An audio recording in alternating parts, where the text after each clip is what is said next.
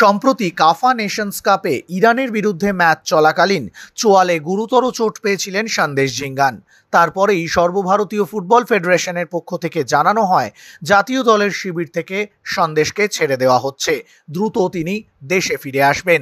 তারপরেই সংবাদ মাধ্যমে বিস্তর প্রশ্ন উঠতে শুরু করেছিল, সন্দেশ ঝিঙ্গানের চিকিৎসার দায়িত্ব নেবে কে? কারণ এর আগে বহুবার এমনটাই দেখা গিয়েছে, ক্লাব ফুটবল ছেড়ে যখন ফুটবলাররা জাতীয় দলের হয়ে খেলতে গিয়েছেন তখন চোট পাওয়ার পরেও সেই চোট সারানোর দায়িত্ব নেয়নি এআইএফএফ। কিন্তু এবার সবটাই ব্যতিক্রম। শেষ পর্যন্ত সন্দেশের চিকিৎসার দায়িত্বভার তুলে নিল সর্বভারতীয় ফুটবল ফেডারেশন। সেই সঙ্গে সন্দেশের চিকিৎসার যাবতীয় সাহায্য করছে এফসি গোয়া টিম ম্যানেজমেন্ট। শুক্রবার সকালে সন্দেশ ঝিঙ্গান নিজের সমাজ মাধ্যমে একটি পোস্ট করে জানান যে অপারেশন সাকসেসফুল হয়েছে, তার যে সার্জারি হওয়ার কথা ছিল সেটা ভালোভাবেই সম্পূর্ণ হয়েছে এবং তিনি মাঠে নামার জন্য মুখিয়ে রয়েছেন।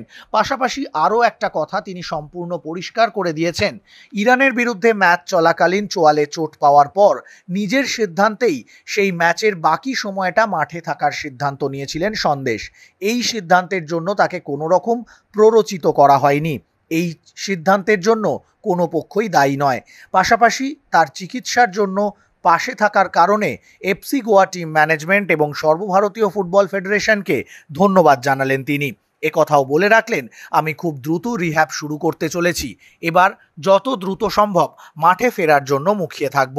তবে সামনেই এএফসি চ্যাম্পিয়ন্স লিগ 2 এর খেলা রয়েছে, যেখানে মোহনবাগান ছাড়াও ভারতের হয়ে প্রতিনিধিত্ব করবে এফসি গোয়া। ফলে সন্দেশ ঝিঙ্গানের চোট বেশ কিছুটা হলেও চিন্তায় রাখবে এফসি গোয়া টিম ম্যানেজমেন্টকে। এখন দেখার চোয়ালের এই চোট সারিয়ে কত দ্রুত মাঠে ফিরে আসতে পারেন সন্দেশ ঝিঙ্গান।